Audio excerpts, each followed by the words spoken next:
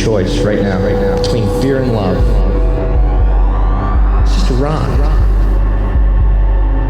Out of the dark night of ignorance and into the shining light of truth.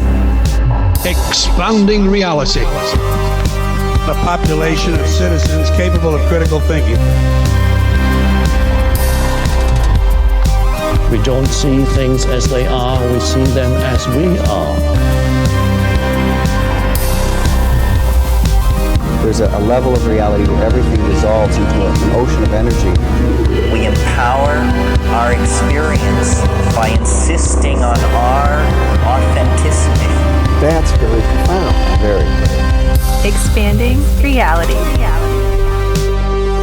Welcome to Expanding Reality. I am your host, Brandon Thomas. On this incredibly special episode, guys, One Thumb L joins me for a mind-blowing conversation. We go down Walkins, aliens, the fact that probably it's all you and that's why you can get abducted. And that's why sovereignty at a certain level, perhaps you do give your permission because it's all you and there's no separation, only in the mind that we're living in this experience. Guys, this goes so deep and so far and so incredible. So, of course, all the ways to find her located down in the show notes. We are going to stick with doing the announcements at the end, so let's get to this incredibly cool conversation with the One Thumb and only One Thumb L. All right, everybody, welcoming to the show, we have One Thumb L. How are you, my dear? I am so good. How are you? Every day above ground is a delightful day, and I will take that to my grave, I guess, because that's when I'll need to stop saying it, right? True story. It is so damn good to see you and talk to you. We have become quite adorable friends. You and I have like this adorable side story for everybody, and I just absolutely adore you. So for my audience that's not super familiar with you, let's do the get to know you part of this. So just tell us a little bit about you, darling. All right. Well, I guess the short version is he introduced me as One Thumb L, so I only have one thumb. It is on my right hand. I was born that way, no crazy accident. I don't have a cool shark story or something like that, although I did tell someone who was bugging me one time that my dad cut it off with a table saw. Oh, I love that. Yeah, I would change the story every time. Ninjas one time, like, you know, when they tell you to keep your hands and arms inside a vehicle, you better listen, you know, that kind of thing. I would just scare kids. Yeah, just all that shit. So yeah, the medical term is a radial clubbed hand. So you have two bones in your forearm. Your radius is on the side of your thumb. Your ulna is on the side of your pinky. I don't have a radius. When I push here, it's squishy. So I just have one bone in my forearm. Only, the 4 fingers. And then there's that. And then I was also born with trichology of Fallot, which means 4 defects of the heart, plus a tight mitral valve. 3 holes in my heart, trichology of Fallot, and a tight mitral valve. There we go. I say it out of order, I forget. Open heart surgery at 7 months old. Hit by a car after finishing my first year of grad school as a pedestrian. Broke my pelvis in 5 places, my shoulder, my clavicle. Traumatic brain injury. That was in May of 2014. I was told if I didn't go back by January of 2015, I'd lose my spot. So I made sure I was freaking back in that spot because I wasn't going to let anything hold me back. Had 17 surgeries, I think it is. Many other procedures. And just because of all the speed bumps I've been through in life, that's kind of why I started my podcast, to just chat with people about their speed bumps. And that is the Spark Notes version of me. Amazing. Plus, you're just like incredibly cool. You and I, like I said, have sent little voice messages back and forth to each other, and we keep blowing each other's mind with stuff. And this is why I wanted to have you on. And also, you're just amazing. So I wanted to have you on to talk about some really mind-bending shit that you and I have gotten into via voice message with each other. Like as you're driving and I hear like your voice nav going off and stuff, and you'll hear saws and Tejano music going off in the back of me because it'll hit me at a construction site. And I'm just like, oh my God, I got to tell. So it's this crazy thing that we've been going on about, and it involves aliens, it involves parallel universes, it involves walk-ins. And this is something I am very, very excited to talk to you about. I've had a couple of guests on since you and I have had this, and I've been biting my tongue. So this is what it's been all about. So, Elle, let's do this. So, aliens. First of all, we're going to just go ahead and bring up to speed that we are aware that there are a variety of different options out there. Nuts and bolts craft probably are not exclusively the answer. If they're one possibility, I'm absolutely all for that, but we're probably a little beyond that. We're talking interdimensionals, and we're talking things beyond that. So with all of that being stated, in an open mind perception on already what the UFO and non-human intelligence phenomena is, then we come into parallel universes. So you as a scientist, you must have come across a few physics classes and things like that have introduced the idea of some alternate perceptions with you as far as what reality is capable of. So what are your thoughts on like parallel universes and stuff like that? So real quick, first of all, I hated regular physics. Was not introduced to that when I was getting my degrees at all. So all of this I learned after I was out of grad school because I hated like the regular physics, the Newtonian physics. It was awful. But since leaving, this idea of parallel universes, have you ever seen a show called Fringe? Yes. Okay. So I was first introduced to that before I guess my mind was opened. And I was like, oh, this is really cool. And I've since gone back and started to watch it. And so then taking Fringe plus the movie, was it the one that you told me to watch? Yes. Did you watch it? Yes, I did. Oh my God. What'd you think? First of all, stop there. What'd you think? So it was wild. And because it made so much sense. And I kind of had an experience like he did in the movie. Okay, very cool. Just for the audience, I've been screaming about this movie, The One, with Jet Li, and it's got Jason Statham and a few others in it. And it's basically a multiverse thing. He goes around trying to kill his other versions of himself to gain all the power. Ideally, the concept is that your energy is dispersed amongst all the yous in the multiverse in these parallel universes.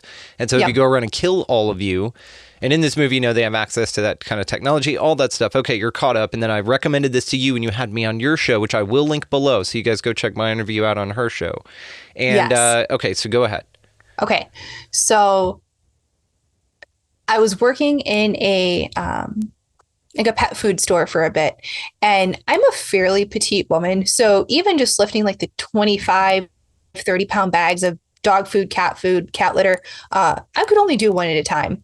Also with my arm, like I am not the most physically fit. Like I'm fairly petite and weak, and I should probably work on that. But there was one day we got a delivery and I start grabbing 2-3 bags at a time and I'm moving shit. And I'm like, and I haven't worked out, didn't change anything. And I moved like 1,500 pounds in like 45 minutes or something absurd. And I'm like, where in the hell did this come from? Yeah. And it was like I woke up one day and all of a sudden I had this crazy strength, and it reminded me of the movie in The One where he's like, I just woke up and now I could do this stuff. And that's kind of what happened. It was really weird, but I didn't have a way to explain it until I watched the movie that you suggested. So what if, you know what I mean? We can't roll this out. That is exactly what's going on here. But really your Jet Li, your other Ellie, is running around out there murdering the other versions of you, and that's why you just keep getting doper and stronger, and then maybe you guys will come together, perhaps in this world, perhaps in another one, and Statham will come in and scissor kick a few things, and that would be dope as shit. So, I mean, again, you can't roll it out, and I think it's interesting because even with that, like, as above, so below concept, as deep as you want to take it, because that idea is in the ether, an argument could be made that that's now a real reality, because it's imagined in the mind, therefore it is created somewhere. Maybe not here. Maybe this is where the place where ideas are created and then they're lived out, in independent places. You visit all of them or whatever. You just kind of come back here to kind of shop the ideas with everybody, right? So this is fascinating. So is that what you feel like's going on? I don't know. I like to honestly entertain all these different ideas, because then I also wonder too about how like Mandela effects and time slips factor into these parallel universes. Because if you imagine all of the universes stacked on top of each other like sheets of paper, and if you take one piece of paper out, so it's like, it's the alphabet A, B, C, D, E, F, G. If you take out B, then A and C are closer. And you take out B and C, then A and D are closer. And so that place in between, if you hold paper up to light, you can see in between it. So that shimmer in between, is that shimmer in between the time slip? Are those Mandela effects? Are those the parallel universes collapsing into each other. And we are then, like Jet Li, collapsing into ourselves and becoming different versions of ourselves into the parallel universes. And everything is just getting stronger and different. But because we're not all collapsing at the same rate, that's why Mandela effects happen. Man, God, because you think about, okay. We This haven't is even why I gotten love you. aliens yet. This is why I love you. This is why I love you so much, because I'm already just mind blown and I'm thinking about this so hard. So the idea could be, as you ascend in consciousness, you gain awarenesses, the older versions of you that from a quantum physics perspective exist in a slice of time somewhere. They're viewable, they're quantifiable because they're moments. All our experience is of all of those moments strung together in a fluid moment as if like a movie camera versus pictures, right? Which is just a video camera is just a bunch of pictures you just roll together, right? So it feels like if those things are accessible and you're squashing old versions of you, old patterns, maybe that's what ancestor trauma healing is. Now I'm picturing like this super long hallway and the lights, behind you are kind of turning off behind you as you're walking further away, right? As if like you don't need what's back there anymore. It doesn't serve you anymore. You've shut that door, you've closed that chapter, so that light's off. But the people perhaps that don't see far enough ahead, or don't have a positive outlook or see, anything worth fighting for, like those kind of dispositions. Yeah. Perhaps all they have is a lighted hallway backwards, and all they're staring at is that back there because they can't move forward to collapse those timelines. Now, I dig the shit out of this because now it's like woo-woo as fuck, and I love that.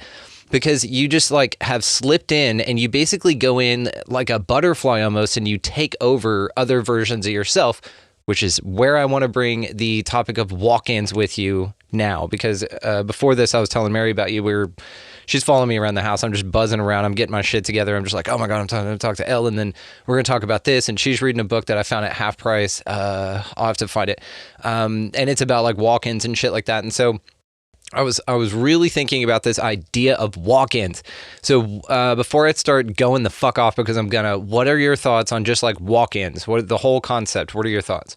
Okay, so I've heard the theory that walk-ins are different souls that will come in and take over your body because you're not on the right path.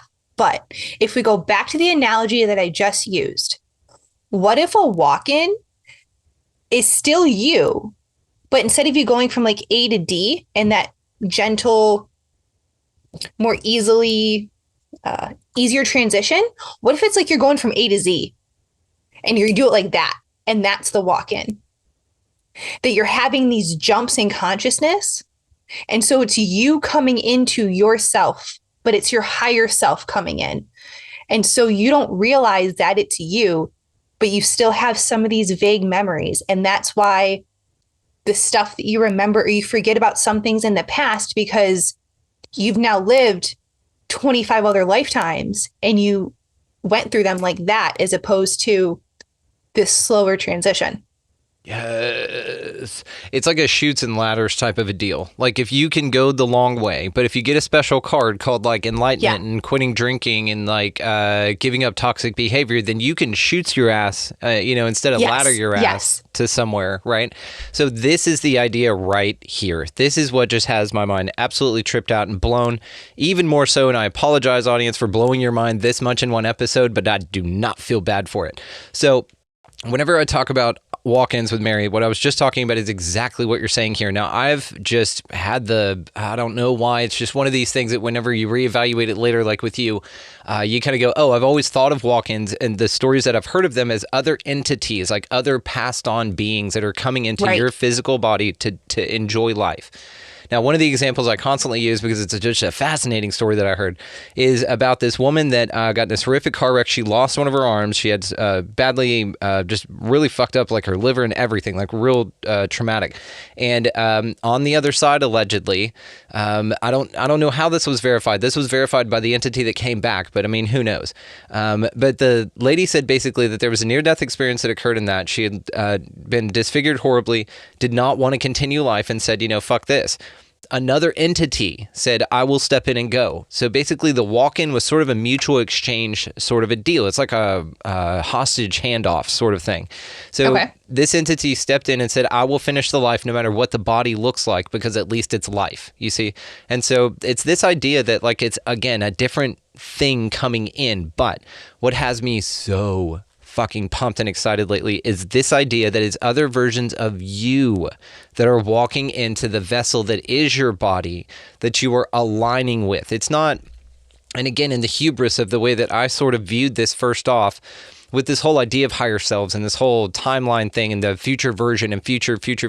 Whenever I think future and it's just a matter of the conditioning of the way that we look at time, I think later. I think maybe another time then. It's now, like right now. And I had this recently. I had my highest version walk in on the 29th of December. I feel this. Like I've talked about this and I absolutely feel this. And I'm in the best shape of my life. I'm the happiest I've ever been. Even though whatever's going on, I have the disposition of my highest self. And I know this, but the way that I'm looking at it now is like I invited a walk-in highest version of myself to take over the physical experience that I was having from an old experience. So then that's the question, right? Are you, every time you like step out of a shower portal, every time you say, I'm done drinking, or I'm leaving that toxic relationship, is that you inviting a higher version of yourself in to the physical body you're occupying to take the wheel? Well, and I think that, and I also think that's exactly what alien abductions are. Oh my God. Oh. Because, okay, so I remember I was listening to an episode, I think it was with Ryan Musgraves that you were doing. I love him. And you had made the comment of, or he had made the comment, someone had made the comment of, well, don't they need consent? And I'm listening to this and I remember having to stop it. And I messaged you and I said something like, trippy thought incoming. What if, because everyone's like, oh, they need consent to do this and you have to give consent for something to attach to you. And you have, it's all about consent, right? In the 5D and in the 3D. Well, what if they don't need consent because they are you? They are a future version of you. They're in a parallel version of you. They're a past version of you. And so why do they need consent? Because it is you. But then the question becomes, at what version are you no longer you? Yeah. What defines you in that moment? Like, is it your soul? Is it your brain? Is it a collection of thoughts? What defines you? And at what point do you need to consider consent in the 5D? You see, this is what I'm talking about here. This is the mind-melting shit. This is why we do this. Okay, so if you are you at any level of this experience, then of course you have consent. But here's the other thing about this. Energetically, we can express this in spirituality by saying that bullies only exist because victims exist, right? There are then, if you level up to that the unity consciousness idea, then there's a part of you that needs to experience bullying, and there's a part of you that feels like it wants to be bullied, and so it wants to be the victim and know what that experience is like, because it's part of its whole arc. Like there's these people writing these incredible scripts that are way better than anything you'll see in the movies, of these timelines and these arcs of these people, and they're like, yeah, they're going to get the shit kicked out of them here, but then they're going to figure out this because of that experience, and then the bully's going to go, yeah, and then I'm going to I'm not going to need to facilitate the expansion of consciousness in that way later, and I'm not going to need that, but it's because of that experience that it was useful. So again, both are useful.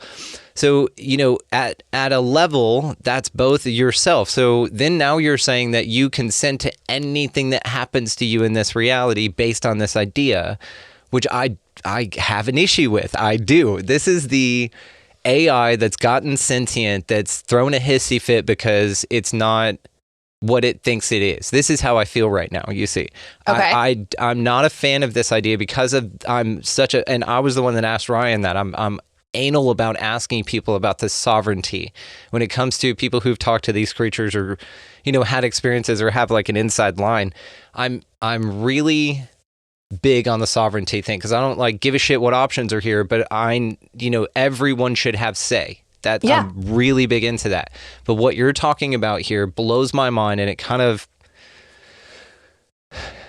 because then at what level is that true? You see, I mean, how much do you believe that? And that becomes the question. Because at what point are you still you? And at what point are you no longer you? Because people talk about astral traveling.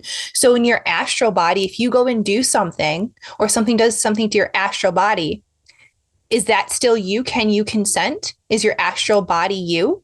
Or do you have to be in this physical body? And if you have an astral body, and we've already determined there's parallel universes, can Elizabeth in this timeline and the Elizabeth in the next timeline, can I give consent for something for Ellie in the next timeline because I'm me and that is me? Do the two pieces of paper have to be touching in order for me to give consent? Or if I'm paper A, I can't do paper Z. At what point do we stop being us, or are we all us because we're all one? Oh God, Ellie, this is fantastic. If you, I guess to answer your question, just as what's coming through here, if you look at it at a level, of course, it's all consent. It's all you, and you're playing your role perfectly, even when you resist what you're being asked to consent on and stand up for yourself. That you're playing your role perfectly. Everything is perfect. There is no like changing it. You know what I mean? But it's meant to be this way, and so it's beautiful in that way. And what I like about this idea of walk-ins is it's like, you know, they're automatically geared towards a certain magnetic frequency of energy here. So that's why physical things in reality change, because the physical entity that's inhabiting you is different. If you were to talk to me a year ago, you can go listen to shows a year ago. My perceptions have changed. I've always had the heart, but my perceptions have changed. The way that I speak have changed. You know, the way I do this, all the things. I'm a different me. And how many people like say this? But again, I think we kind of take it for granted. Maybe that's literally what's occurring. Is there different versions of you finally like on the sidelines going, okay, tag me in. She's vibrationally ready, you know, and then they fucking run in and hop in and they swap out with the other one. It's like wrestling, you know, like tag team wrestling. And another version of you is just ready to go and just hopping in. You get me fired up and fucking going on this. I don't want to talk the whole episode either. I want to hear more from you. So what do you think is the implications of that then, that if it is all of this and you're playing a larger picture here, do you think that it's hubris from our point of view to find it unappealing because we don't see the bigger picture? Or do you think maybe part of being here is to see that bigger picture? I think part of being here is to see the bigger picture and to realize that it's not just us. We're not an island. We are all interconnected. And so in order for us to see that we're interconnected, that's part of the reason that we have these very human relationships and we have human emotions and things like that, because animals don't have that. So I think that's part of the reason we're here, is to establish these connections. You know, whatever religion you believe in or faith or spirituality or whatever, but there's this common belief that's basically we're all one or we're all connected. And I think that's our purpose. And so I'm not trying to get into, okay, well, is it basically God or whatever being broken up, having a bunch of different experiences? I'm not going there. I'm more of we're all connected. And that's how we're meant to live and become human. And to then throw in just a little bit more of a wild spin on the walk-ins. So I've had a bunch of surgeries. And I've been told that in the surgeries, because you get knocked out, right? It's basically, I forget what it is, but it's similar to some drug that they can, like almost like a roofie type deal, because you don't remember anything. Like anesthesia. Well, it's anesthesia, but you can do it with like a drug, like in like a girl's drink type deal too, where they don't remember. Oh yeah. So you don't remember anesthesia, right? Whether it's a half-hour procedure or an 18-hour procedure, that time is still the same to you. You have no sense of time. So I've been told that in all my surgeries, especially because some happened when I was a kid, part of my soul left and it had to go be retrieved because it didn't understand what was happening. And then also being put under anesthesia makes you more susceptible for walk-ins. But walk-ins as in they were implying something negative. Right.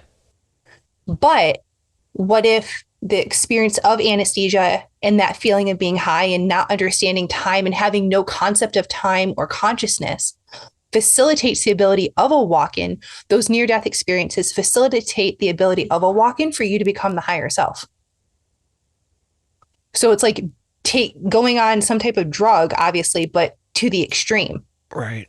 And then it's like the flexibility of the rigidity of this vessel, is what's very interesting to me, because I've talked about this a lot too in the contact phenomena. We've heard Grays describe humans as just vessels. They treat it so flippantly. And in near-death experiences, several accounts say that, I looked very dispassionately in my body as I floated away from it. I knew what it was, but it looked like old clothes I'd taken off from the day and just thrown on the floor, like no big deal. Like, it's so disconnected once you disconnect, you know what I mean? And so you're very attached to this experience because we're in it. But what I find fascinating about this is the idea that, yes, not only you and higher versions of you, but also now you're an energetic match for other things to pop in, especially if you're susceptible to it. So they say this about like drinking, and if you're in that state, you put yourself in this state to where walk-ins occur. This is what alcohol and spirits, and this is why they're called spirits, right? It's this whole idea that you're opening yourself up vibrationally by altering yourself chemically, right?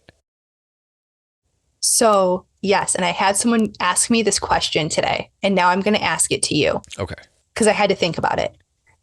He messaged me, he's like, have you noticed that a lot of the guests you've had on either did drugs at an early age and or had alcoholism? And I was like, well, I mean, I was like, less than half. I said, but I know a lot of the parents maybe had some type of experience. And then I was like, he's like, exactly. So what if epigenetically that experience and that openness is being passed on to the child? So maybe the child, they don't need alcoholism or drugs, but they have that opened mind because of something the parents did. And we know that the parents, even if they're teenagers, what they're doing to their body affects the baby, even if they don't get pregnant for 30 years. We know that our grandparents can affect, the grandparents can affect a baby. So what are these drugs and alcohols doing epigenetically to these kids? Because he was like, I feel like everyone who's a conspiracy theorist has either done drugs or is an alcoholic or has some type of addiction, and or their parents do. And what I'm thinking now is that if you think about this idea of your parents were alcoholics and had trouble interacting and let's say interfacing and being intimate in a loving way with anyone in their family, right? And so this idea of being open for these things, and one could say, and we'll just put it in this, like let's say that let's just use alcoholism and then it got passed down the family. But in that family line, you also pass down like a turtle or a cursed little music box or something. You pass this thing down because it's inherent in you and genetically coded into you to be a vessel for these entities. This is fucking crazy, Ellie, because now you're talking about genetically, you're kind of offered up, it's kind of like how it happens in religion, here in the physical. It's kind of like, okay, well, you're offered up for a religion and you're indoctrinated into that based on your parents' belief systems. But again, based on your parents' choices, again, this is, sins of the father, right? Because if they make themselves open for demon possession, then yes, you would want your kids to want that as well. And so you'd give them a bunch of shit to need to cope by using alcohol so that they would open them for that as well. So all of it's like connected to trauma. This is why like it's so easy to slip into this shit, but this is also why it's your job to break it, because you literally like exorcise a demon from your shit, from your line, from your lineage. That's crazy. It gives a whole new meaning to generational curses. Yes. Holy shit. Holy shit. Yes. I mean, because it's passed down like it's a curse. Yes, generational curse. Jesus Christ, Ellie. What a cool, again, it's those things you kind of take for granted and you just hear and you say, and then you hear it like this and you're just like, oh my God. Yeah, like, holy shit, I never thought of it that way before. Alien contact phenomena is a bloodline lineage event as well. It's usually always family members together. And so usually if one is, all of them are, or most of them, or on a mother's side or a brother's side or a dad's side, something like that. So the contact phenomena, it has inherent blood lineages as well. Same thing.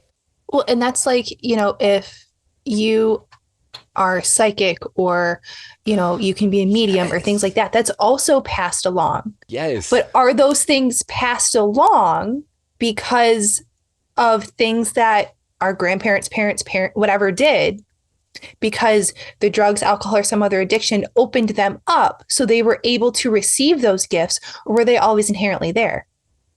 I think altered states are an important part of this journey in the light. I really do. I know very few people who have never done anything. I think you.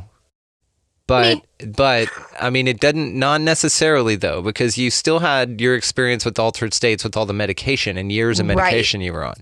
Right. So it still plays a part. It doesn't matter like if it was deliberate or what, you still altered states, period.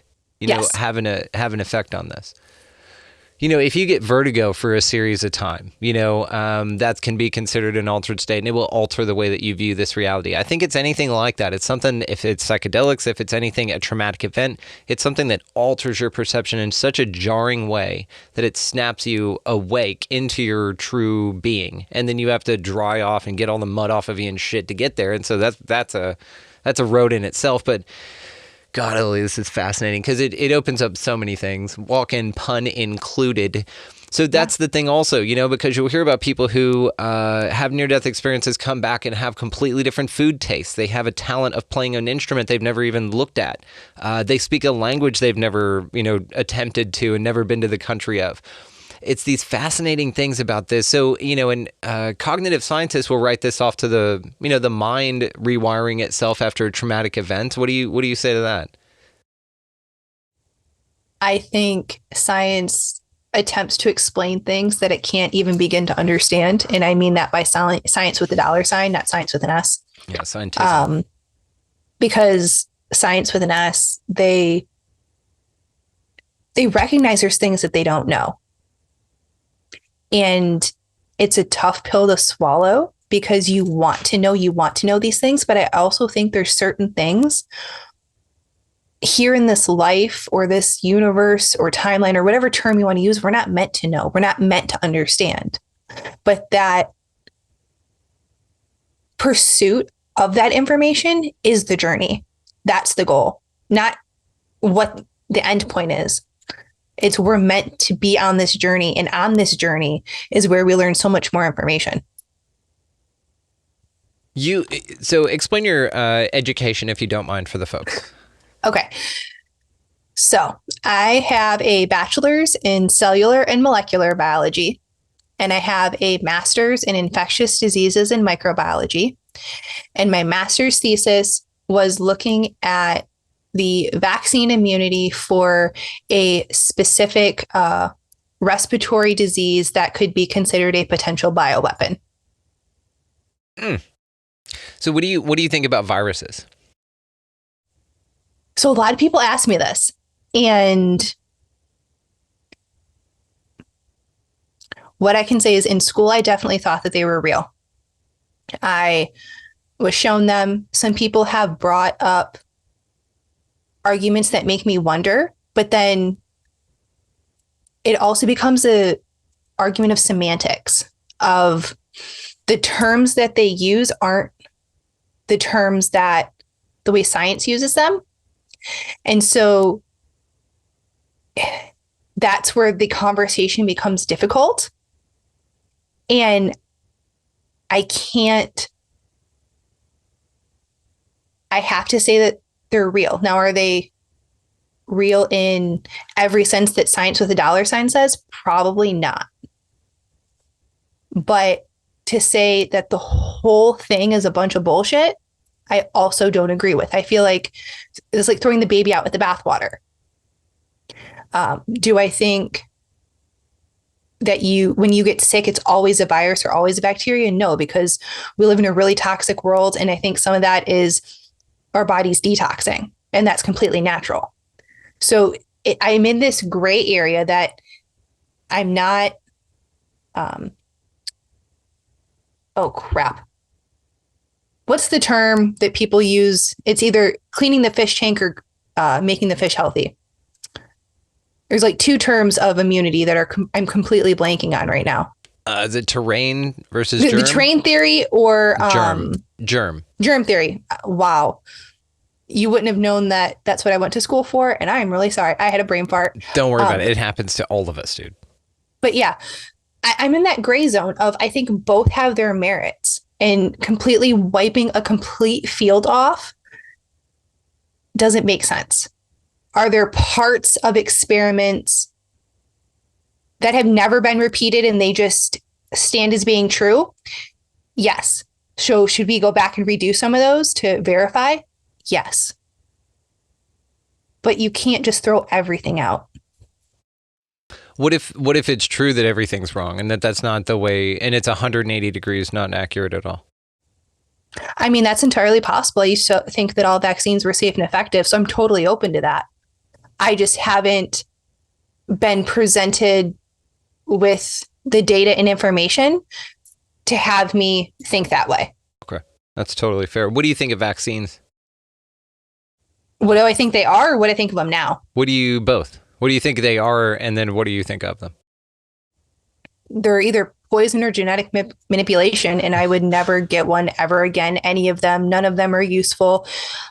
Rabies, if you get bit by a rabid dog, go get rabies IgG, because even if you got the rabies vaccine, it's not going to help in any way. Same thing with tetanus. Also, if you bleed, tetanus can only grow if there's no oxygen. So if you bleed, there has to be oxygen. Tetanus is bullshit. Hep B given to babies at birth is completely stupid, because you get Hep B through gay sex or regular sex and IV drug use. I don't know of any newborn doing that. So why are we giving Hep B to babies? Like right out of the womb, sticking them. Like I have so many problems with them now. Well, I mean, sex, you're talking about being present in a sexual organ, correct? Yes.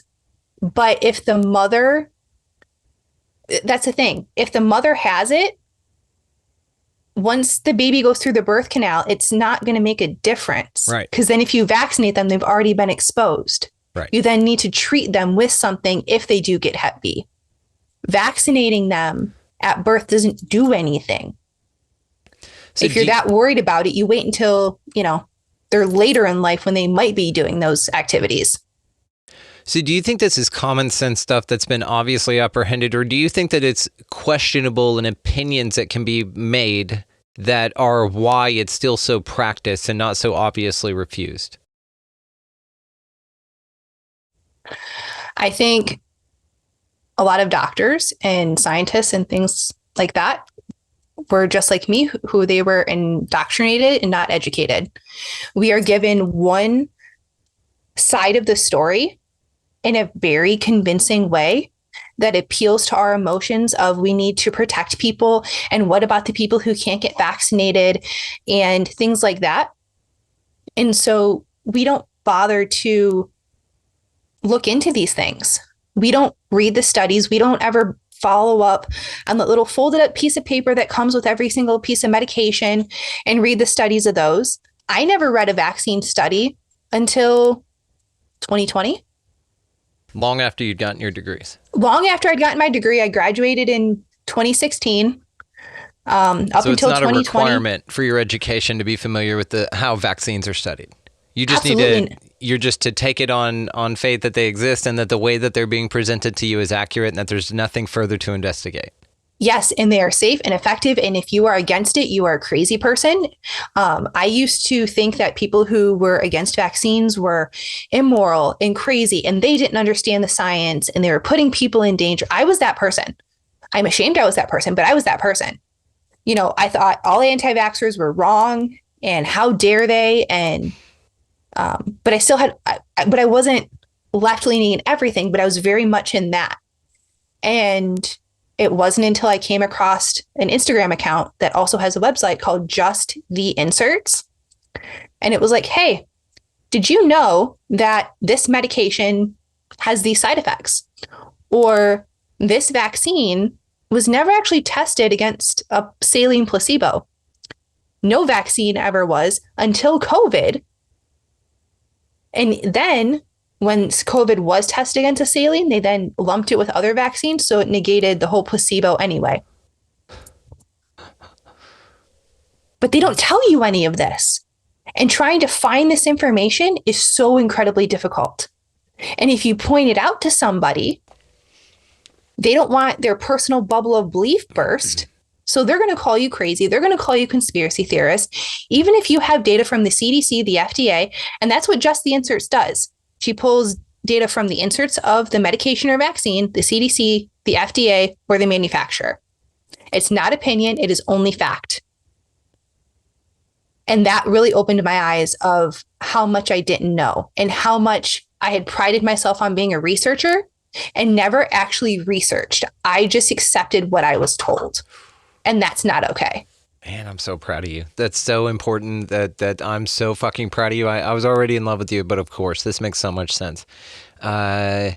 This idea of this echo chamber, this room that calls itself any discipline, and we can point to pretty much any of them that are the end all be all, right? Science, NASA, government, education, medical, all of those things, they fall into a category of like, okay, you're going to be accepted into a room, but the hallway into that room, you're going to get spanked and slapped and all the things that you thought were wrong, and you have to think exactly like what this thinks, and if you don't, you don't belong here. And then you'll get into this thing, they'll give you a piece of paper, and you have the keys to the room.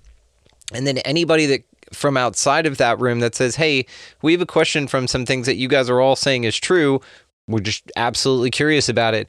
Nobody in that room, vaccines in this case, or vaccine studies rather, had looked at them at all. Nobody had even known anything about them, but you're just supposed to take the word of the fact that they trust the people that gave them the piece of paper, that gave them authority to tell you that what they were saying was accurate, and no research was done further.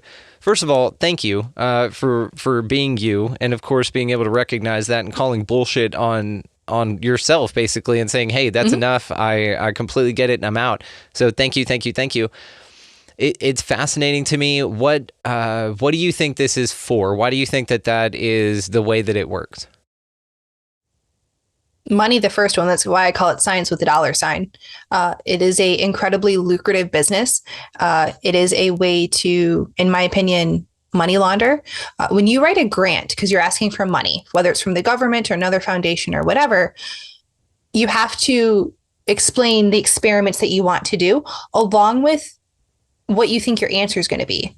Now, this isn't like a hypothesis, like, I don't know, I think the sky is blue because it's made of cotton candy. It might be. I don't know. It might be. I don't know, right? But if then your data doesn't prove that blue sky is because it is blue because of cotton candy, not only will they take away your grant money, trying to get new grant money in the future is nearly impossible from anyone. When you publish data, the data that you publish, you only publish the good things, kind of like social media. People only post about the good things in their life. They don't post the negative data. They don't publish papers on things that don't work.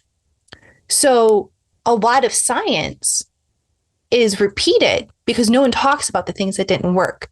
But imagine if they did.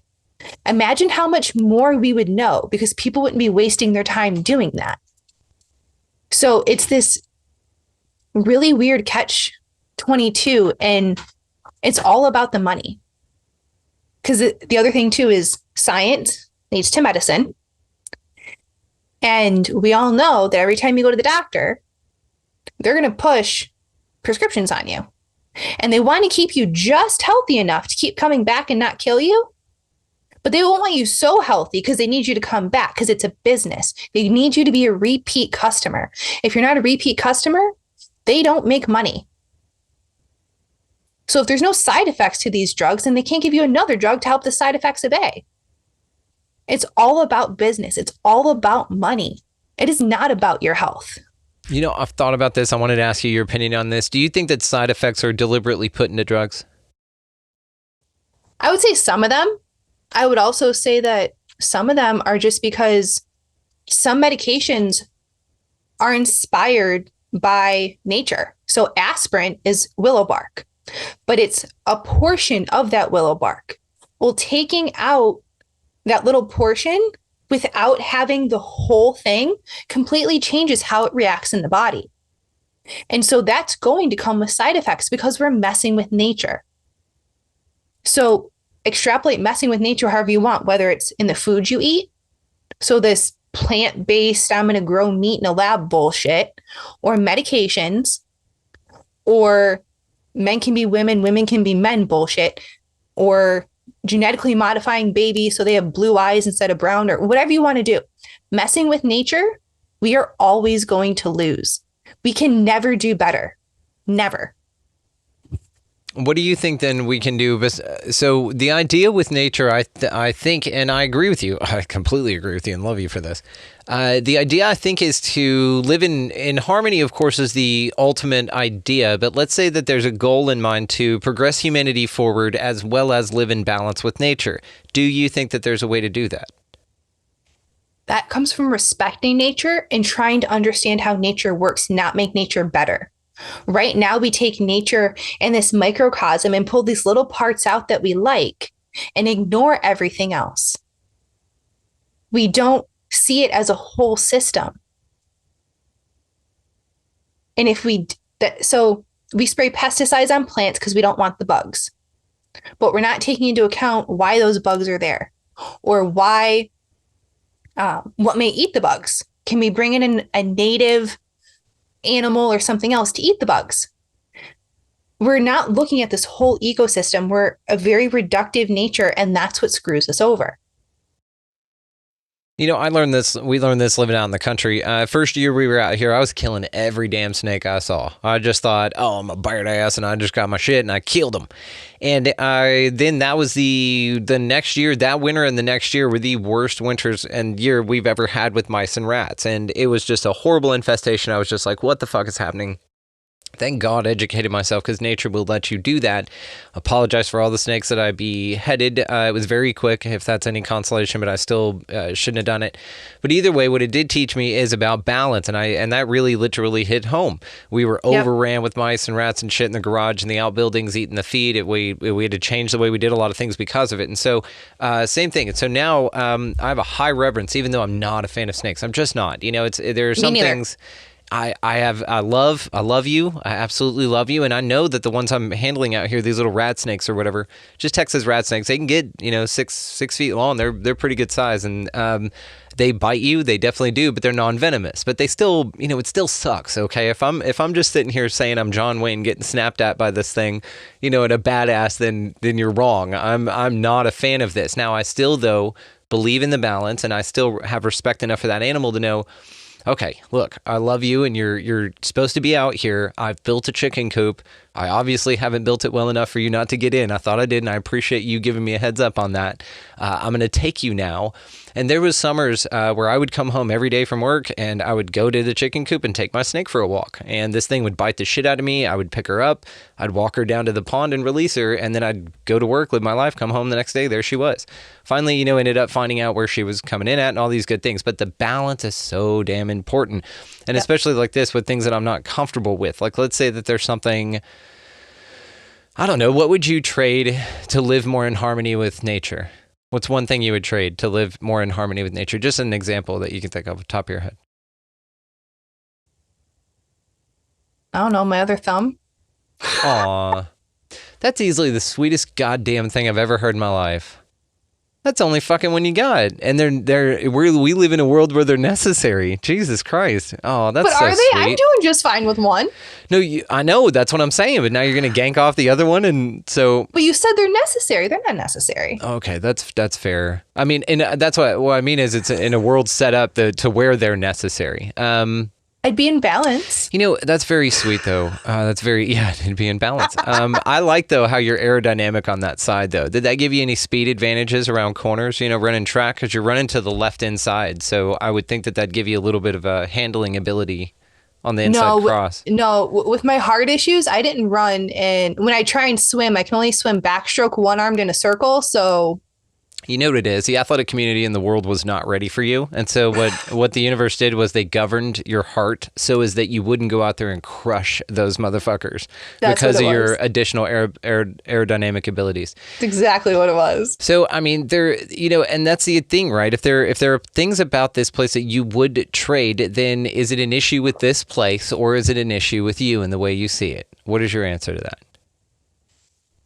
Say it one more time. So if there's things about this place that you would trade, that you would change, and obliterate completely, is there a lack of awareness on your part, or are there really things that need to be different here? So yes, my answer is yes, Okay. because so here's an example. I would love to have chickens in my backyard, but we rent. So there's an awareness of how I know the chicken poop would be good for my garden, and how, we could use for the eggs, and they could eat the bugs and the ticks. And I have the awareness of that. But at this current time, because we rent, I can't change that. So my answer is yes, because it's both. It depends on the situation. Awesome example. Absolutely awesome example. Okay, I'm very curious about coming back to aliens with you. So if this is just a goddamn, it's all you anyway, do you think that there are like lineages of you that you have access to? You just think it's a damn free-for-all for everyone? Like a specific group of aliens is you, like you're there, you on this planet. Now this is what like blows my mind about this idea, by the way, is to think about like that we are some sort of Jet Li the One, and that we are existing in all of these different places, but perhaps we're also energetically expressed on every planet as a different entity here in this place now. So you could say that there's an energetic expression of you everywhere, which would mean there's an energetic expression of every single person on Earth that's not an NPC, I may caveat that are located on other planets everywhere, and they're all energetic expressions of you. And that this is just a massive interdimensional, amazing game with a fuckload of yous out there. One is wearing a Lyran suit, one is wearing an Ellie suit, one is wearing a Pleiadian suit, right? And so there's different yous, but for the greater good or whatever, you've all consented to have access to each other at whatever level of technology one might acquire. So perhaps there is a version of you that's tapping into you because it's you and it's necessary. And maybe they plant seeds in you cognitively that that allow you to make decisions and guide your path in this life, like on this planet. And then you would say, okay, well then why don't I remember it? Well then, because of your role here, if you remembered it, it would fuck things up. You'd be too deliberate. You'd blab about it, kind of a thing. But so you don't. You have the direction because it was implanted in you by you as a Pleiadian coming over to pick your ass up to implant that shit. Like, this blows my fucking mind. I haven't stopped thinking about this since you and I talked about it, by the way. So it's that, but then it also becomes, so yes, I agree with what you said. But then at what point do I stop being me and I become you? Because then if we're all connected, because then what are the Akashic records? If I try to access the Akashic records, and let's say that's all the information in the universe and all the experiences in the universe, are the Akashic records then only all the versions of me? If I access the Akashic records, so are my Akashic records different than your Akashic records? Or is the Akashic records everyone's experiences because we're all the same? So then at that point, there is no versions of me or versions of you because we are all one. I think to answer your question directly, at the point at which it no longer serves a function of experience is where we become one. Okay.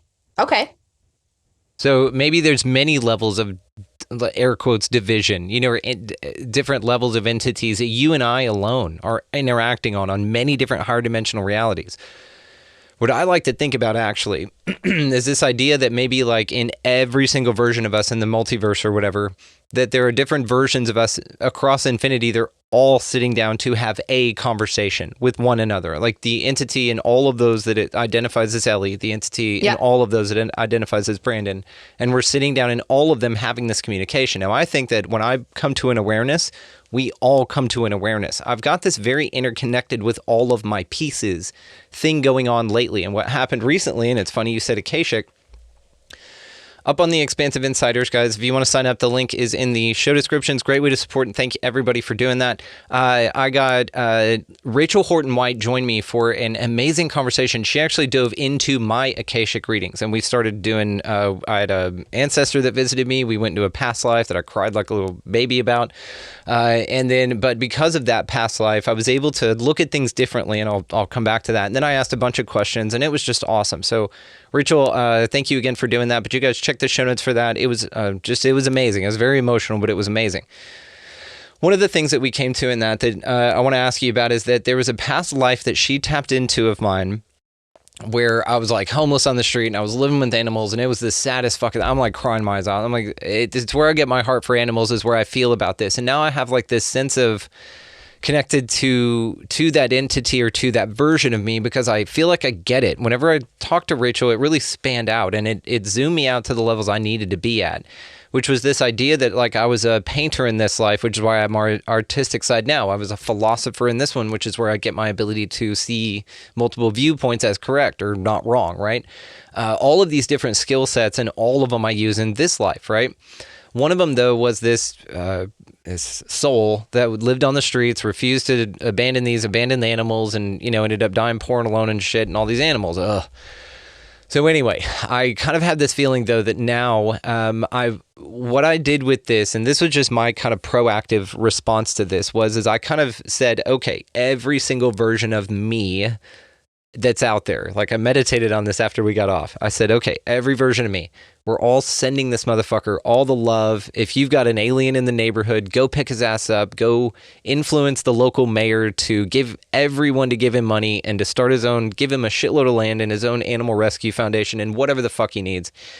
And I did this for like a week, and I did like these check-ins with all these versions of myself, and I could feel like this Lyran, and I've never felt this before. You know, I'm not one of the, I don't identify as one of these people that does this, you know what I'm saying? Mm-hmm. But I really felt it.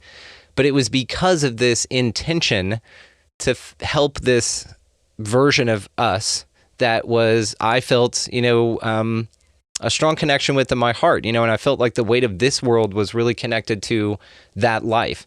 The weights of this world that I experienced were connected to that life. So we healed the shit out of it. I like had this release and this feeling, and man, I had a walk in of my higher self, finally go, okay, cool. Now those versions of you are healed. Let's go. We're all upgrading together. So it's like when I come to an awareness, we all come to an awareness. Mm-hmm. Maybe this is what intuition and shit are. I know that was a long stream of all kinds of shit, but I've been waiting to talk to you about this, and I get excited. So please, what do you think about all that? No, so that makes a lot of sense. And it's like you're Jet Li the one, but in a different way. Yeah, in the positive way. Instead of killing him, we're building him up. Yeah. So I've never had an official past life regression, or reading or Akashic reading or anything like that. But I remember that my husband and I went to a local state park, and it was called Gillette Castle in Connecticut. And we had went there, and we had sat on this portion of the trail, and there was a, like the trail like went around this large wooded area, and you kind of like looked down into it like it was a ravine. And I was like, we just need to sit here. And it was like we went into this little time bubble, and everything went quiet. No one was bugging us. We actually fell asleep on the trail in the middle of the day, him and I. And there, like, you hear birds, and that was it. The people didn't bug us. Like, it was like we got insulated in this little time bubble. And I had this very, like, I've been here before. I saw, like, I was the shaman of the village, and I could like point out certain areas in this ravine. And the white man or whatever, European, whoever had come in and massacred all these women and children. I was the last one standing. You know, they wanted me to watch it, and I was the last one to die. I had these little kids, these bodies piled up around me. I could see it. And so part of me being there was to heal it. And at the time it was like spring. So I couldn't get down in there. We went a few months later, and I was like, I know the way in. My husband was like, what do you mean? I was like, I know a way in. He's like, okay. Your husband's awesome, by the way. Tell him I said hi. And I was like, but I have to go first. I have to tell him that you're okay. And I'm saying all this stuff, and he's just like, all right, like, let's go. And I was like, I got to a point, I was like, okay, wait, hang on. You have to stay here. I have to go up. Like, I was going under branches and shit and vines, and but there'd be times like I was like, you have to wait. Like, it's not, you can't come follow me yet. And he'd be like, okay. And they'd say, okay, come on. And I was me, but not me. And so then we found this little secluded area, and we could see like if you were walking on the trail, we could see the people, but they couldn't see us where we were at. Once again, we laid down and we just basically meditated, fell asleep in this weird lucid dream state. And then I was like, okay, everything's better now. We can go. And he's like, okay. I drug him all the way out there and we did this. And then ever since then, I was like, yeah, well, that makes so much more sense. Why, you hand me a crystal and I can tell what it needs or like what you need for it. People say crystals, they do certain crystals for certain things, right? Essential oils. I do the same thing I didn't research any of this. I didn't know. It's like I have this knowing, but I can't tell you it's because I read it in a book. It's a knowing in my here. It's a knowing in my gut and my intuition. And I just know. And I'm doing that with herbs now too, where I'm just like, yeah, I just need this, this, and this. And then I go back later and look it up and I'm like, that makes total sense why I needed that. And I truly believe that it's from my past life as a Native American shaman. Dude, I'm going to hook you up with Rachel. You've got to have her on your show anyway, but I've already got it noted here. The email will be sent before you go to sleep tonight. So I'm absolutely fascinated by this because the more you look into like past life anything, then it gets so interesting when you look back because the list of, like I said, interests and professions and things that I had in these other lives she was tapping into was fascinating. I even got visited from an ancestor, who I think it was my real dad's father, who okay. I have like four memories of my real dad. He bailed when I was 2, so I've never met him or whatever, and then his dad. Well, that whole side of the family had horrible alcoholism, and it's something that my brother, who is also from that man, carries on, with him, and I did for over 20 years. I drank every single day, and it'll be 2 years, and I think May or June. I didn't even memorialize it. It'll be 2 years in either May or June of this year that I haven't touched it. I haven't wanted. I mean, I am so fucking over it. It used to be such a part of me, but a walk-in came in and just said, nope, we're not doing this. The more I think about this idea of other versions of you literally occupying the vessel that you are now, rather than you waiting for time to catch up for you to become that, it's this thing that just blows my fucking mind to a new level. Like I know the name of the show, I get it, but man, it's like now I'm really thinking of this about calling in your higher self and meditating and connecting with your guides. But really, it's about raising you vibrationally so that they can tag in Hulk Hogan style and jump into your body where it's at. Not only make it healthier because your food tastes change. Right. Like I said, I've been healthier than ever. I've been just working out and just doing shit that I never wanted to do before. But my tastes changed. Like I walked in, something fucking walked in. But I think that having sort of an awareness, or at least sort of perceptive awareness, because it could be viewed as like the contact phenomenon itself. Because I mean, who the fuck knows? Like there are plenty of people out there who can say it's all bullshit, and that's fine. But what it did for me was it did what a near-death experience or a contact experience or even a psychedelic experience would do for anyone. It rang the bell of, hey, this is something you need to pay attention to. And whenever I got that, I was very actionable because I don't sit on this shit. I'm like, all right, Thought Ninja, where you at? Let's go, bro. Rally the troops, all versions of me. Let's go. And all of us feel this way, which I've got the coolest soul, whatever the fuck you want to call it, because we all stepped into action. We all sent this dude everything. Things physically, we changed that planet, wherever that dude's at. And we could feel it. Do you have a version of this homeless guy that was you? Like, does he look like you? I know, I think so, and that's the thing too, right? Is it a templates thing to where like a Keanu Reeves or something like that, to where you can find photos for the 1700s of like Greta Thunberg and Putin and shit like that? I don't know. I don't have a visual connection to this dude, but apparently loved animals, which I totally get. Would not go not live on the streets because of it, which I totally get. He ended up catching mange, which means sacrificed his greater good and health to save animals, which I totally get. And so all of these things, and against his better health, he stayed with these creatures. I get this. And so what I kind of, and how I look at it now also is like, through that whole process, and like I said, I mean, this was really hard on me. Like it hit me like something I remember, not like something sad I was hearing. You know what I mean? Yes. That's what it was. I felt that shit.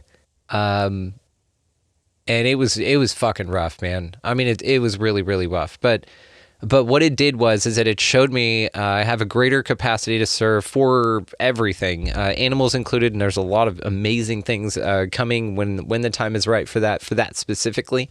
That why I'm here. Another thing is I kind of view the animals that we have now as animals that I had then that are reincarnated as animals that I can give a better life that I promised in that life a better one to now. And we do that, man. I've got dog beds everywhere into the studio. Those dogs fucking I buy extra steaks for them whenever I cook steaks. Like, I mean, I've had several people comment, even down to our donkeys and chickens. They say, dude, when I die, I want to come back as one of your animals. Like, I don't care what it is, just something you take care of. I don't give a fuck. And that I think is from that life. I really do. And, it was rough. But anyway, I'm gonna definitely connect you with Rachel because you two are just kindred spirits anyway, and y'all live like down the street from each other. Oh, really? Yeah, she's right up there by you. So here's a question for you.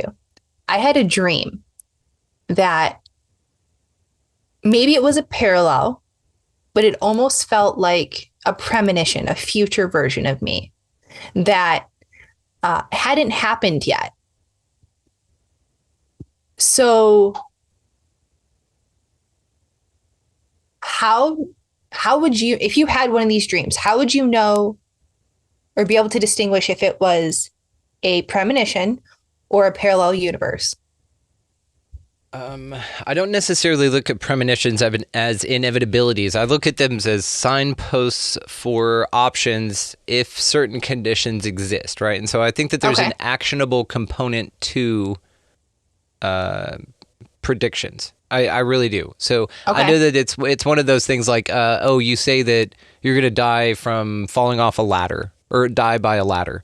Mm-hmm. And so you avoid ladders for the rest of your life. And then one day you're walking down the street and a ladder falls from a building and kills you, right? Yep.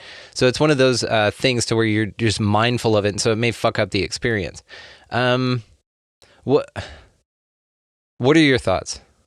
So the reason I'm asking is because you're talking about, it wasn't a story. It was a memory that you had about this guy. Yeah.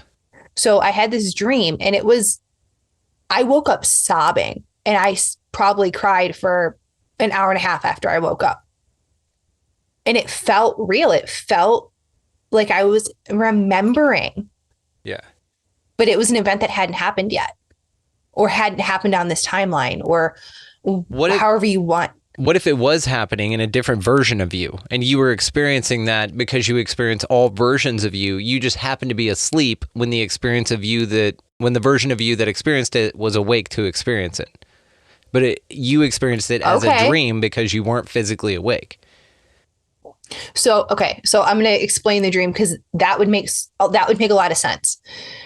So I had a dream that I gave birth in my living room and I was holding this baby boy.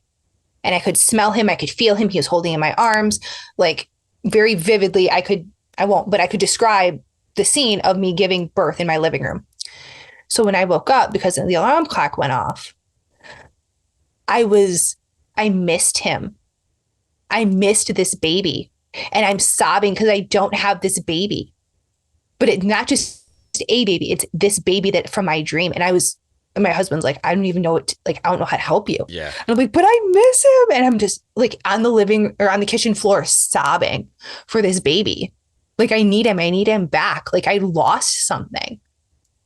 But that would make sense if I was there and I was experiencing it, right? And then I came back, I would be missing it. Yeah, because it's almost like how I view dreams, and I mean, I just talk shit here, but how I kind of view dreams is that, when you go to sleep, when this physical body goes to sleep, your astral body or super you body, whatever, the thing that animates this thing doesn't need to sleep. And so, it's almost like it's break away from us. It's like, woo, clocked out from Earth. Oh my God, that dude is crazy. Whatever. But it's like, it's a break for them as well. And so it feels like perhaps what you do then is, once in that world while we're sleeping, time doesn't go by in 8-hour increments. You can do whatever the fuck, right? And this is why your dreams, you could be a cat person over here and you could be Darkwing Duck over there. Or, you can embody this person that gave birth on a floor, that had a relationship with this child, that then felt grief for it whenever you return back to the timeline that you agreed this version of you would hang out in for a little while. I've heard about this with people with psychedelic experiences. Also, what's another version of this? People would do this while astral traveling as well. They'll sort of astral travel to another family. And it's really interesting. It's almost like a Sims game version of escaping. I don't want to use the word escape. Of visiting another place where there's a whole storyline going that you're very invested in. So it's sort of like probably this life is for the dream version of you that inhabits this. It's a game that it goes to escape some other thing, but maybe there's another thing that escapes that to go to something else that's creating that. And who knows, Matryoshka doll up the fractal scale there, what it looks like and how far it goes. But the whole thing to me is absolutely fascinating, because then these people will say, oh, well, I went and lived 30 years. And then when I came back in 15 minutes of meditation, I came back, or after my psychedelic experience, I returned to baseline. And then I woke up and I was like, where's my husband? Where's my kids? And I freaked the fuck out. So the freak out wasn't from the drug or the experience. It was from coming back, having the experience, because the experience was so dope and awesome. You hear this with, again, near-death experiences, Now, let me ask you that. Do you have a near-death experience? So I've died once as an infant because they have to stop my heart to perform an open heart surgery. So at 7 months old, I was technically dead. And then when I was hit by the car as a pedestrian in 2014, so I was 23, 22 at the time, I did, but I didn't see the white light. I didn't have any of those experiences that a lot of people talk about. Time was definitely, from the time it happened to the time that my parents got there, because they lived in another state, it was like probably 8-10 hours. But for the time I was hit to the time I remember seeing my parents felt like maybe an hour and a half. So the time was definitely off, but I didn't have any of this white light or whatever. I definitely think there was some type of divine intervention, or my higher self or ancestor, angels, or insert term here, because the left side of my body wrapped around the front of this Ford Escape, and I'm 5'4". So my left temple and the left side of my head hit the hood of this car. The only reason the back of my head never hit the concrete is because I was wearing a backpack that was just thick enough that when my head went all the way back, my head wouldn't have touched the concrete. You had like an extra couple magazines in there or something? I don't even remember. Wow. I don't remember. I remember it was this weird 5-way intersection, and when I could cross, people could also turn left. Why? I don't fucking know. Pennsylvania is a shitty ass state for so many reasons. Anyway, so I was walking and a lady turned left in front of me. And I remember looking over my right shoulder, being like, really, you couldn't fucking wait? Well, somehow a second car that I never saw, that's what followed her. And that's who hit me. And so I was in the middle of that second lane, and I flew all the way back to the sidewalk. Jesus.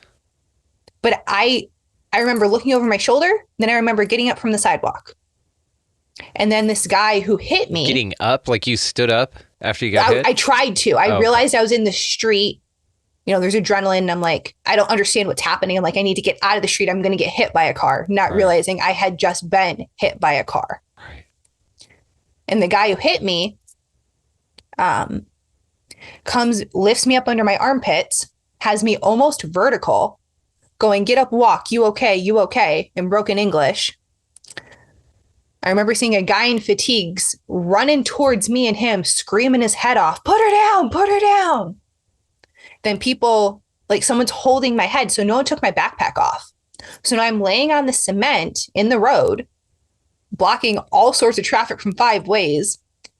And someone's holding my head or someone to put a jacket because otherwise, my head would have been back. And I just remember my left leg being in this very awkward position. The EMTs got there, and I have a lot of allergies to medications. And so they're like, well, we're going to give you pain meds. And I was like, the fuck you are. I need to talk to the doctor. I can go into anaphylactic shock. I don't trust you. I'm not taking anything until I talk to the doctor at the hospital. And they're like, okay, like, you're a weirdo, but Well, but think about that. How many times do people roll up like that? They're just humans too. We don't know what they were just watching on social media, what kind of fight they just had with their partner, and they roll up and maybe you were unconscious and they decide to stick you with something like that. I mean, who knows? Do you wear something on you that says this? no, because it's stuff, it's not stuff that you would normally give. It's stuff like morphine and antibiotic. Like, it's not stuff you normally get. Gotcha. But one of them was that I have an anaphylactic response to is MRI contrast dye. That sucked to figure out. Anyway, so I remember being in the ambulance and somehow, even though I was holding my phone, I wasn't looking at it, I was just holding it in my hand when I was hit. The screen wasn't shattered, nothing was broken, and I was able to call my mom after a bystander had been explaining to her what happened. So I remember I'm in the back of this ambulance. I give my full medical history, which obviously to an EMT is going to be much longer than my initial story to you. So I'm rattling all this stuff off. I remember calling my mom and I'm going, my hip really hurts. I think I broke my hip. Oh, look, we're at the hospital. Gotta go. Love you. Bye. Click. In that tone, in that way, but I was in shock. Yeah. And then it was like, I needed to talk to the doctor. And then as soon as I talked to the doctor, apparently I just started screaming from all the pain because that's when it hit me. But then none of the pain medications worked because of all the pain meds I received as a child, that the nurse, because I'm in a C collar, actually looks over the top of me and goes, I don't know how you're still conscious and screaming, but you really need to stop. The best I can give you again is Tylenol or you're going to OD.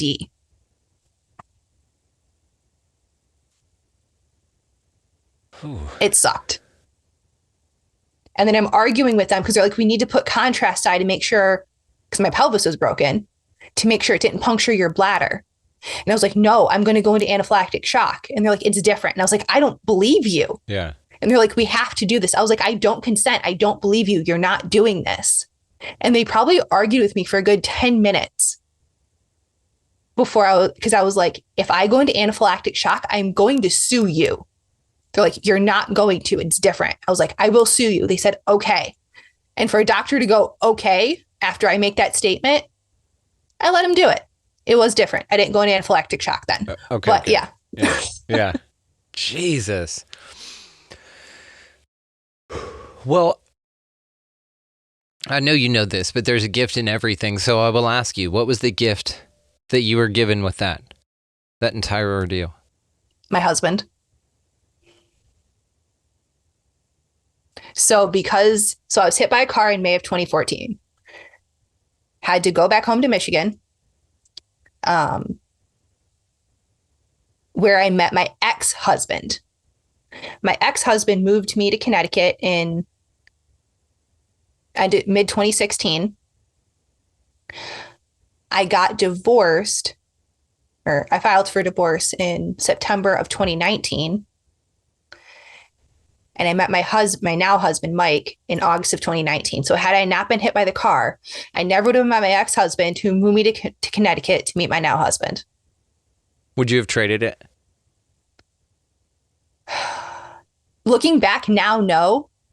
However, the pain, the learning to walk, I had a traumatic brain injury. I couldn't read anything. I thought my schooling was over. I thought my dreams were over. It was really hard.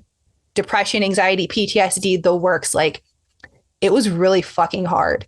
A lot of self-reflection took me years. But I wouldn't change it because I learned so much from it. And I'm still learning stuff from it. I'm still learning. It was traumatic and it was awful, but I wouldn't be who I am if that hadn't happened. I wouldn't be who I am if I had two thumbs. I wouldn't be who I am if I hadn't been raped. I wouldn't be who I am if I hadn't had 17 surgeries. I wouldn't be who I am if my ex-husband wasn't a controlling asshole who was abusive. Like, I learned so many things. Not saying those things didn't suck, because they freaking did. But you can either choose to mope in them, and that's where you forever stay, or you can choose to grow from them. You put cow manure on flowers and things like that, and they grow beautifully. Like, you literally got to go through shit to be pretty. Beautiful. Beautifully said, darling. I love that.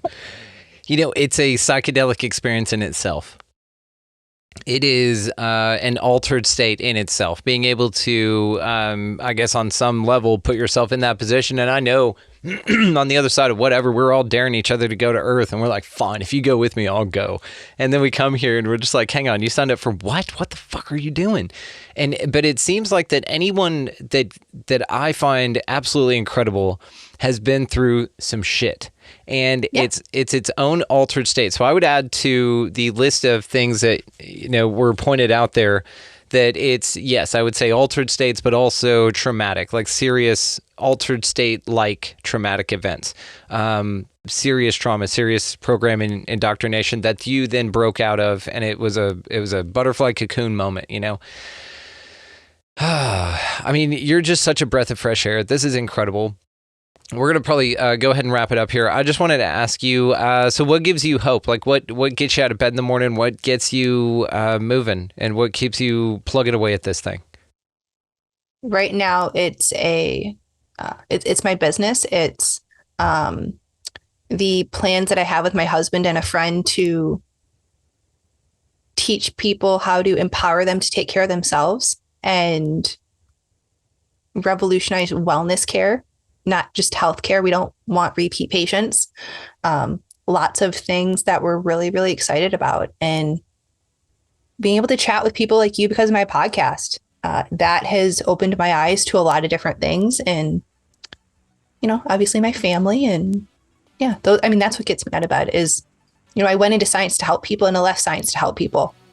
And it's what it really boils down to is helping people, whether it's strangers or my family or friends or the earth. Like it's helping people. That's what gets me out of bed. One thumbnail. All the ways to find you are going to be located in the show notes, guys. Check the link tree down there. Also, go check out her Etsy. You do the essential oil rollers, and they have the crystals and stuff. We're going to get a couple of those from you. So, all the ways to find you, of course, located down in the show notes. I cannot thank you enough. There's a million more conversations you and I are going to have, and I cannot wait for every single one of them. You're just truly remarkable. You're a treasure to this place, and I'm just so grateful for you in my life, darling. Thank you. I'm thankful I heard that episode and I decided to have that trippy thought that sparked this entire conversation. And thank you for just having me and that this worked out how it was meant to. Every time. It always does. And you have an open invite. So thanks again, doll. Thank you. Just want to take a moment and thank that incredibly amazing woman for that incredibly cool conversation. One Thumb L, Speed Bumps Podcast. All the other ways to find her are located down in the show notes. Make sure that you guys check that thing out. Also, she is joining us for an Expansive Insiders Gathering of the Goddesses panel show that we're doing for the X panel series over there. If you guys go sign up for that, located down in the show notes right next to all the ways to find Elle. While you guys are down there as well, check out expandingrealitypodcast.com. That is where the Expansive Insider is located. That's our mothership. That's where it's all happening, and it's all changing up. So go create a free login over there. If you're feeling antsy and you're like, oh man, I really want to support this and get access to all that cool bonus shit you're talking about, well, boom, pow. It's over there on the website as well, and sign up to become an Expansive Insider. That's how you do it. All right, so while you guys are down there as well, might as well check out our resource links. We put them down there because they benefit you guys in every way imaginable. So first up, we have Food Forest Abundance. Get your freedom from fear on. Also, Opus, the Organization for Paranormal Understanding as well as support. Also, if you would like to start your own podcast, give yourself a voice. We partnered with Red Circle. That's who we are hosting through, and that link is down there. As well, if you really want to step your game up, the Manifestor's Guide, Dewey Taylor's Jam. He sweetens the deal if you at checkout type Expanding Reality, all caps, no spaces. Even sweeter deal on top of all of that awesomeness. All right, guys, so go out into this incredibly amazing and mysterious place, whatever the hell you guys are doing this week, and pick up a piece of litter. Be nice to everybody that you come across. Of course, smile at everyone. You know, pleasantries is not dead, guys. Just bring it back if you feel that it is, because it's not. I also, buy somebody in line around you a coffee or a meal. Something super, super small goes a massive way in changing someone's day. And the way you feel having done something like that is way more than any gift you could ever give anyone, which is amazing and sort of like a double gift. One big one for yourself for being such a dope, amazing person. So while all of that is transpiring, guys, as you are out there traversing this beautiful land in our interstate highway system, please remember that if there is someone behind you and you find yourself in the left-hand lane that is wanting to go a little bit quicker than you are, just scoot on over, guys. They'll be right by you in no time. Then you can go back to living your life however you want. But above all and anything else, go out into this incredibly amazing and mysterious place, whatever the hell this thing is, and y'all just be good to one another. Thank you so much for watching, for listening, for engaging, for making a difference in your community and changing your energy and healing all that ancestor bullshit and just crushing it at life in general, guys. You're doing way better than you think, and I love the shit out of all of you. Thank you so much. We'll see you next time.